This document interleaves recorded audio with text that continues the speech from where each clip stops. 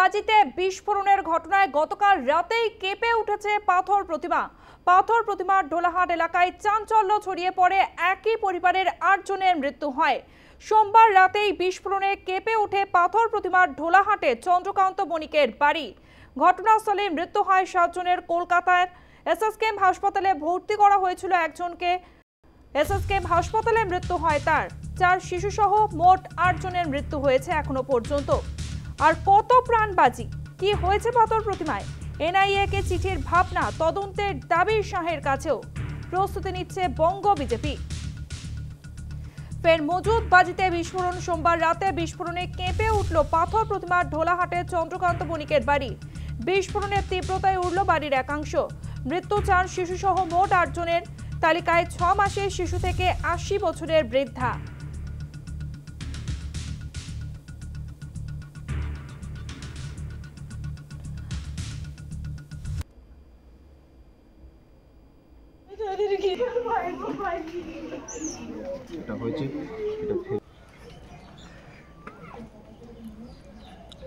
আর এখানেই প্রশ্ন উঠছে, আর কত প্রাণবাজি, কি হয়েছে পাথর প্রতিমায়? এনআইএ কে চিঠির ভাবনা, তদন্তের দাবি অমিত শাহর কাছেও। প্রস্তুতি নিচ্ছে বঙ্গ বিজেপি। বিস্ফোরণে কাঁপলো পাথর প্রতিমার ঢোলাহাটের দক্ষিণ রায়পুর গ্রাম। মৃত্যু হয়েছে একই পরিবারের 8 জনের। মৃতদের মধ্যে রয়েছে 4 শিশু, তার মধ্যে 2 শিশুর বয়স 6 মাস। ঘটনাস্থলে মৃত্যু হয় 7 জনের। এসএসকেএম হাসপাতালে মৃত্যু হয়েছে আরও 1 জনের।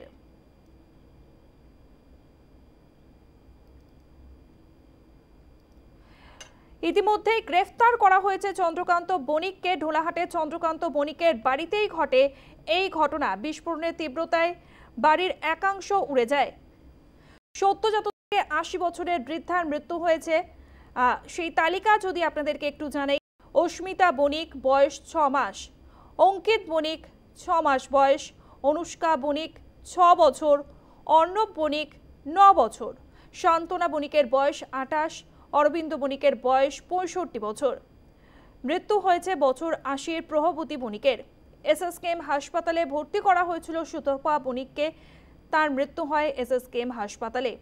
একই পরিবারের 8 জনের মৃত্যুর ঘটনায় রীতিমতো চাঞ্চল্য ছড়িয়েছে। তবে বারে বারে প্রশ্ন উঠছে, এর আগেও আমরা দেখেছি একাধিক জায়গাতে ঠিক এই ধরনের ঘটনা ঘটেছে। একরা, দত্তপুকুর, মহেশতলা। তারপরেও কেন নড়েচড়ে বসেনি প্রশাসন? এবার ঢোলাহাটে একই পরিবারের 8 জনের মৃত্যুর ঘটনা। 8 জনের মধ্যে 4 জনই শিশু। কি হয়েছিল পাথর প্রতিমায়? সোমবারটি কি হয়েছিল? বাজি প্যাকিং করার সময় বিস্ফোরণের তীব্রতায় ছড়ায় আগুন। উড়ে যায় গোটা বাড়ির একাংশ। আগুন নেভাতে গিয়েও ঘটে বিপত্তি। একের পর এক বিস্ফোরণ ঘটে বাড়িতে। উদ্ধারের আগেই মৃত্যু হয় 7 জনের। একজনকে গুরুতর আহত অবস্থায় কলকাতার এসএসকেএম হাসপাতালে ভর্তি করা হয়েছিল। এসএসকেএমে মৃত্যু হয় সুতপা বণিকের। বাজি প্যাকিং করার সময় বিস্ফোরণের ঘটনা। বিস্ফোরণের তীব্রতায় ছড়ায় আগুন। উড়ে যায় গোটা বাড়ির একাংশ। আগুন নেভাতে গিয়েও ঘটে বিপত্তি। একের পর এক বিস্ফোরণ ঘটে বাড়িতে। উদ্ধারের আগেই মৃত্যু হয় 7 জনের। প্রতিবেদন তুলে ধরেছে আমাদের প্রতিনিধি প্রসেনজিৎ সাহা। সোমবার রাতে দক্ষিণ 24 পরগনার ঢোলাহাট থানার অন্তর্গত দক্ষিণ রায়পুর 3 নম্বর ঘেরি এলাকাতে ভয়াবহ বিস্ফোরণের ঘটনা ঘটে। স্থানীয় এক বাজি ব্যবসায়ী চন্দ্রকান্ত বণিক, তার বাড়িতে বিস্ফোরণের ঘটনা ঘটে। আমাদের ঠিক পেছনেই রয়েছে সেই বাড়ি, যেখানে বসে বাজি প্যাকিং করা হচ্ছিল বলে সূত্রের খবর।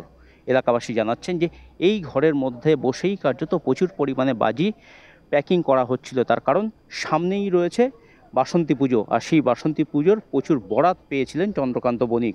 আর সেই বাসন্তী পুজোর জন্য বাজি তারা প্রস্তুত করছিলেন। আর সেই বাজি প্রস্তুত করার সময় কোনোভাবে বাজিতে অগ্নিসংযোগ হয় এমনটাই মনে করা হচ্ছে। আর তা থেকেই এই ভয়াবহ বিস্ফোরণের তীব্রতা এতটাই ছিল যে বাড়ির দেওয়াল পর্যন্ত খসে পড়েছে। বাড়ির যে ছাদ তার একাংশ ভেঙে পড়েছে।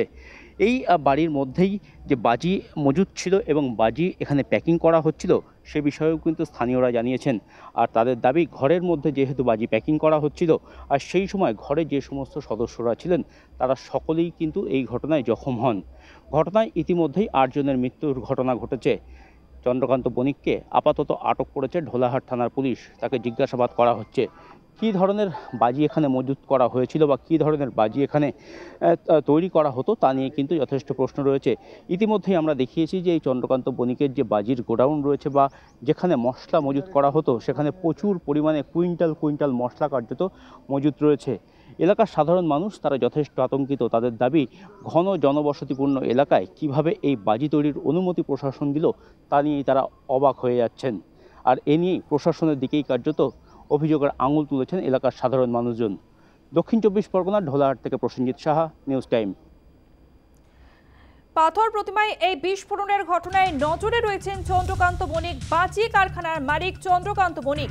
ঘনবসতি এলাকায় বাজি মজুত কেন? পুলিশ প্রশাসনের প্রশ্রয়ী বাড়াবাড়ি, পুলিশকে মাসোহারা দিয়ে কালো কারবার, এমনটাই অভিযোগ করছেন স্থানীয় বাসিন্দারা।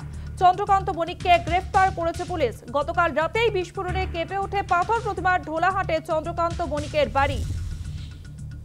বাজি কারখানার মালিক চন্দ্রকান্ত বণিক। চন্দ্রকান্ত বণিকের আত্মীয় কি বলছেন শুনবো। পুড়ে বর্তমান তো এখানে তো 7 জন মারা গেছে। এখানে 7 জন মারা গেছে, 4টে বাচ্চা। যে বাজি তৈরি করে বাজিগরের নাম চন্দ্রকান্ত বণিক। আচ্ছা, উনি বেঁচে আছেন? উনি বেঁচে আছেন। ওনার কে মারা গেছে? ওনার বাবা, ঠাকুরমা আর ওনার স্ত্রী, সঙ্গে 4টে বাচ্চা। ভাইয়ের 2টো বাচ্চা, ওর 2টো বাচ্চা। ওরা কয় ভাই? ওরা 2।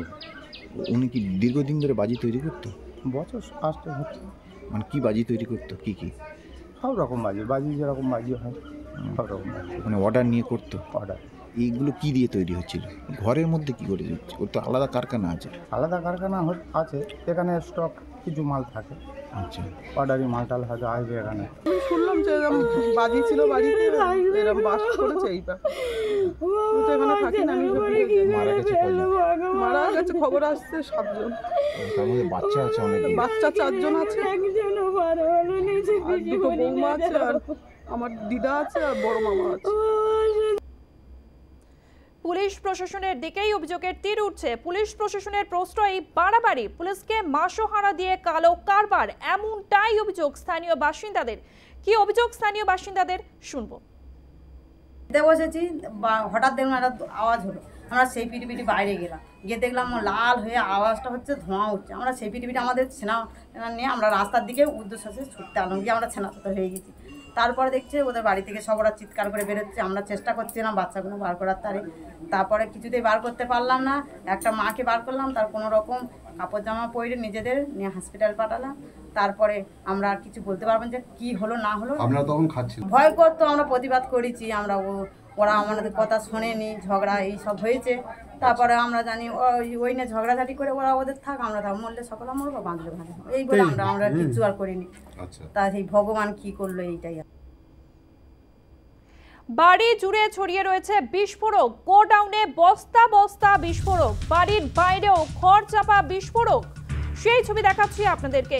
লাইসেন্স ছিল বণিক ব্রাদার্সের, দাবি বিধায়ক সমীর জানার। বেআইনি মজুদ জানত না প্রশাসন, কোথায় গেল নজরদারি? উঠছে একাধিক প্রশ্ন। বাড়ি জুড়ে ছড়িয়ে ছিটিয়ে রয়েছে বিস্ফোরক, গোডাউনে বস্তা বস্তা বিস্ফোরক, বণিক বাড়ির এখানে ওখানে মজুদ রয়েছে বিস্ফোরক। সেই বিস্ফোরকের ছবি আপনাদেরকে দেখাচ্ছি। গোডাউনে বস্তাবন্দি বিপুল পরিমাণ বিস্ফোরক, বাড়ির বাইরে খড়ে ঢাকা দেওয়া রয়েছে বিস্ফোরকের বস্তা। কি উদ্দেশ্যে এত বিস্ফোরক মজুত করেছিলেন চন্দ্রকান্ত বণিক ও তুষার বণিক? কোথায় গেল নজরদারি? বেআইনি মজুদ জানত না প্রশাসন? উঠছে একাধিক প্রশ্ন। এ বিষয়ে প্রতিবেদন দেখুন আমাদের প্রতিনিধি প্রসেনজিৎ সাহার সঙ্গে। ঢোলাহাট থানার অন্তর্গত 3 নম্বর ঘেড়ি এলাকায় যেখানে সোমবার রাতে বিস্ফোরণের ঘটনা ঘটেছে, সেই চন্দ্রকান্ত বণিকের ঠিক বাড়ির পাশেই পড়ে রয়েছে প্রচুর পরিমাণে বিস্ফোরক। এখানে প্রচুর পরিমাণে বারুদ পড়ে রয়েছে, বালতি বালতি বারুদ, বস্তা বস্তা বিস্ফোরক কিন্তু এখানে মজুত করা ছিল। এখন এই বিস্ফোরক এখানে কেন মজুত করা হয়েছিল তা নিয়েও যথেষ্ট প্রশ্ন রয়েছে। একদিকে যেমন নিজের বাড়িতে এই বাজি তৈরির কাজ করছিলেন চন্দ্রকান্ত বণিক এবং তার পরিবারের লোকজন, ঠিক তখন বাড়ির পাশেও কিন্তু এরকম প্রচুর পরিমাণে দাহ্য পদার্থ, বিস্ফোরক এগুলো কিন্তু মজুত করা রয়েছে। ঘন জনবসতিপূর্ণ এলাকায় কিভাবে এই ধরনের রমরমিয়ে বাজির ব্যবসা চলছিল, যেখানে প্রশাসনের কোনো রকম নজরদারি কেন ছিল না, তা নিয়ে কিন্তু ইতিমধ্যে প্রশ্ন উঠতে শুরু করেছে। দক্ষিণ 24 পরগনা থেকে প্রসেনজিৎ সাহা, নিউজ টাইম।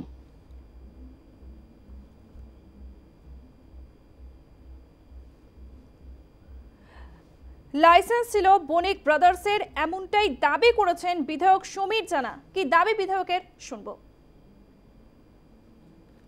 যে এখানে যে দুই ভাই, একজন তুষারকান্ত বণিক আর চন্দ্রকান্ত বণিক, এরা দু ভাই। এরা আজকে এদের লাইসেন্স আছে, এরা এখানে আতশবাজি তৈরি করে। অন্যান্য এই আতশবাজি যে সমস্ত এগুলো আছে এখান থেকে তারা তৈরি করতেন। পাশে আর একটা দূরে একটা জায়গা আছে, সেখানেও মালপত্র তৈরি করে। কিছু মাল এদের বাড়ির ভিতরেই স্টক থাকে। আমরা যতটা এখানে এসে আমরা যারা সংগ্রহ করে জানলাম আর কি, তো হঠাৎ এটা বাস্ট হয়ে গেছে। এটা হয়ে যাওয়ার সঙ্গে সঙ্গে গোটাটা আগুন লেগে যায়। পাশাপাশি যারা ছিলেন, যারা ভিতরে ছিলেন, বাচ্চা ছেলে থেকে আরম্ভ করে বয়স্ক, মানে তুষারবাবু এর যে বাবা ছিলেন, তারা আরেকজন বোধ মহিলাকে ছিলেন, মোটামুটি বড় বৌমা, এরা 7 জনই। এরা কেউ ওখান থেকে বেরোতে পারেনি। 4টে বাচ্চা আর 3 জন বয়স্ক লোক, একজন বাবা এবং আর তার স্ত্রী বোধ হয়। এর এই 3 জনই, 4-3 7 জন হচ্ছে যে এখানে এই আহত নয়, তারা মারাই গেছে। এবং অন্যান্য যারা ছিলেন তারা ভিতরে যেতে পারেনি, বাইরে ছিলেন। তারা কি অবস্থা আছে, কেউ কেউ বলছেন যে তারা এখান থেকে হসপিটালাইজ হয়েছে। তারা কোথায় আছে, কি ব্যাপার আছে, সেটা আমরা ডিটেলস বলতে। এ প্রসঙ্গে সুন্দরবন উন্নয়ন মন্ত্রী বঙ্কিমচন্দ্র হাজরা কি বলেছেন, শুনবো।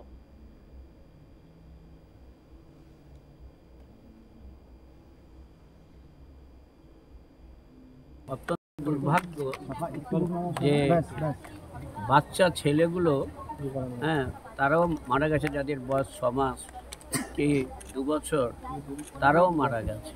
মোট এখন পর্যন্ত যা প্রাথমিক রিপোর্ট, তাতে টোটাল পরিবার 2 ভাই মিলে একত্রে তারা থাকতেন। মোট পরিবারের সংখ্যা 12, 8 প্লাস 3, 3 জন বেঁচে আছেন। তার মধ্যে চন্দ্রকান্ত বণিক এবং তুষারকান্ত বণিক এবং তার মা বেঁচে আছে। আমাদের ফরেনসিক দপ্তর থেকে তারা আসছেন, তারা এসে সমগ্র বিষয়টা তদন্ত করবেন এবং তদন্ত করে নিখুঁত যে রিপোর্ট, সেই রিপোর্ট পরে আমরা প্রকাশিত করব। লাইসেন্স আছে কি লাইসেন্স নেই, এই মুহূর্তে চন্দ্রকান্ত বণিক বা তুষারকান্ত বণিক এর কাছ থেকে তথ্য রিপোর্ট নিতে হবে। এখনো বণিক বাড়ির এখানে ওখানে মজুত রয়েছে বিস্ফোরক। গোডাউনে বস্তাবন্দি বিপুল পরিমাণ বিস্ফোরক দেখা যাচ্ছে। বাড়ির বাইরে খড়ে ঢাকা দেওয়া রয়েছে বিস্ফোরকের বস্তা। সেই ছবি দেখাচ্ছি আপনাদেরকে। গোডাউনে মজুত বাজির ছবি তুলে ধরেছে আমাদের প্রতিনিধি প্রসেনজিৎ সাহা। দক্ষিণ 24 পরগনার ঢোলাহাট থানার অন্তর্গত দক্ষিণ রায়পুরের 3 নম্বর ঘেড়ি, আর এখানেই চন্দ্রকান্ত বণিকের বাড়িতে বিস্ফোরণের ঘটনা ঘটে। আর সেই ঘটনায় 8 জনের মৃত্যু হয়েছে এখনও পর্যন্ত। আমরা যেখানে দাঁড়িয়ে রয়েছি, এটা হচ্ছে চন্দ্রকান্ত বণিকদের বাজির গোডাউন।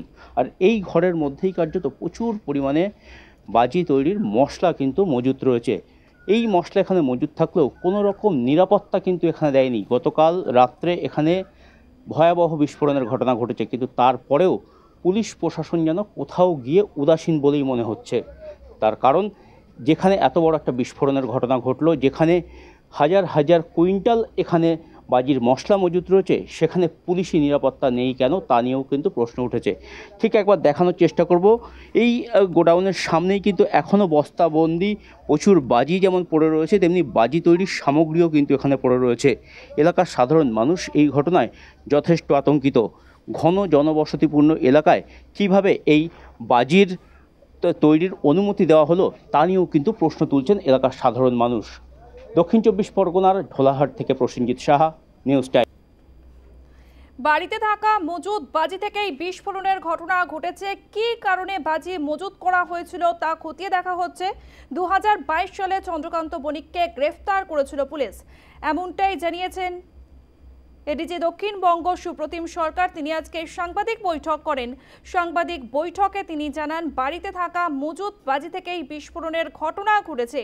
কী কারণে বাজি মজুত করা হয়েছিল তা খতিয়ে দেখা হচ্ছে। এর আগেও গ্রেফতার করা হয়েছিল চন্দ্রকান্ত বণিককে। 2022 সালে গ্রেফতার হয় ঢোলাহাটের চন্দ্রকান্ত বণিক, যার বাড়িতেই গতকাল রাতে বিস্ফোরণের ঘটনা ঘটে। সেই বিস্ফোরণের তীব্রতা এতটাই ছিল, বাড়ির একাংশ উড়ে যায়, মৃত্যু হয় একই পরিবারের 8 জনের। 8 জনের মধ্যে 4 জন শিশু রয়েছে। তালিকায় 6 মাসের শিশু থেকে 80 বছরের বৃদ্ধা রয়েছেন। বণিক বাড়ির এখানে ওখানে এখনো পর্যন্ত মজুদ রয়েছে বিস্ফোরক। আর এই ঘটনায় ভবানী ভবনে সাংবাদিক বৈঠক করেন এডিজি দক্ষিণবঙ্গ সুপ্রতিম সরকার। যে বাড়িতে বিস্ফোরণ ঘটেছে সেই বাড়ির 100 থেকে 200 মিটার দূরত্বে আতশবাজির কারখানা রয়েছে বিগত 10 বছর ধরে। বাড়িতে থাকা মজুদ বাজি থেকেই বিস্ফোরণের ঘটনা। তবে কী কারণে বাজি মজুদ করা হয়েছিল তা খতিয়ে দেখা হচ্ছে। 2022 সালে চন্দ্রকান্ত বণিককে গ্রেফতার করেছিল পুলিশ, এমনটাই জানিয়েছেন এডিজি দক্ষিণবঙ্গ সুপ্রতিম সরকার। কি জানিয়েছেন তিনি শোনাবো। বাড়িটি চন্দ্রকান্ত বণিক, চন্দ্রনাথ বণিক এবং তুষার বণিক, এই দুজনের বাড়ি সেটা ছিল। এটা বণিক বাড়ি বলে পরিচিত। আমাদের প্রাথমিক যেটুকু ঘটনাস্থল পরীক্ষা করে আমাদের মনে হয়েছে বাড়িতে মজুদ বাজি থেকে বিস্ফোরণ হয়েছে এবং কিভাবে একটি গ্যাস সিলিন্ডারও বার্স্ট করেছে। ফরেন্সিক সায়েন্সের টিম তারা ওখানে কিছুক্ষণের মধ্যেই পৌঁছবেন। তারা ঘটনাস্থল পরীক্ষা করে দেখবেন ঠিক কিভাবে আগুন লেগেছে। আগে বাজি থেকে আগুন লেগেছে, তারপরে গ্যাস সিলিন্ডার বার্স্ট করেছে, নাকি গ্যাস সিলিন্ডার বার্স্ট করে আগুন লেগে তারপরে মজুদ রাখা বাজিতে আগুন লেগে তারপর এই মর্মান্তিক দুর্ঘটনা ঘটেছে। ঠিক সিকোয়েন্স অফ ইভেন্টস কি ছিল সেটা ফরেন্সিক সায়েন্সের টিম, তাদের বিশেষজ্ঞরা আসছেন, তারা ঘটনাস্থল পরীক্ষা করে আমাদের জানাবেন। তারপরে আমরা ঠিক নির্দিষ্টভাবে বুঝতে পারবো যে আগুনটা লাগলো ঠিক কিভাবে। 2022 সালে এই চন্দ্রনাথ বলে তাকে গ্রেফতার করা হয়েছিল। 68.5 কেজি ফায়ার ক্র্যাকার্স তার থেকে বাজেয়াপ্ত করা হয়েছিল। এর আগে তার নিয়ে একটা কেস, একটা রেকর্ড আমরা পেয়েছি। আর কোনো রেকর্ড এর বিরুদ্ধে আছে কিনা সেটা আমরা খতিয়ে দেখছি। যে মুহূর্তে পাবো অন্য কিছু রেকর্ড আপনাদের নিশ্চয়ই জানিয়ে দেবো। একটা জিনিস বুঝতে হবে যে দুর্ঘটনায় এটা অত্যন্ত মর্মান্তিক দুর্ঘটনা ঘটেছে এবং সেই দুর্ঘটনার মাসুল তারাই দিচ্ছেন যারা আজকে ফেরার আছে, তাদের নিজেদের বাড়ির বাচ্চা, বাবা মা, স্ত্রী তারা মারা গেছেন। একটা বাজি ব্যবসায় এটা আমাদের মাথায় রাখতে হবে, এর সঙ্গে প্রচুর মানুষ জড়িত থাকে, একটা জীবিকা নির্বাহের ব্যাপার থাকে। কিন্তু কোথাও গিয়ে একটা সচেতনতার অভাব আমরা লক্ষ্য করছি। কয়েকটি যে ঘটনা ঘটেছে সাম্প্রতিক গতিতে, আমার বাড়িতে বা আপনার বাড়িতে আমি যদি পেট্রোল রাখি, সেখানে যদি দাহ্য পদার্থ কম্বাস্টেবল মেটেরিয়াল রাখি, সেখানেই গ্যাস সিলিন্ডার রাখি, সেখানেই রান্না করি, সেই খবরটা পুলিশের কাছে প্রত্যেকদিন পাওয়া সম্ভব নয়।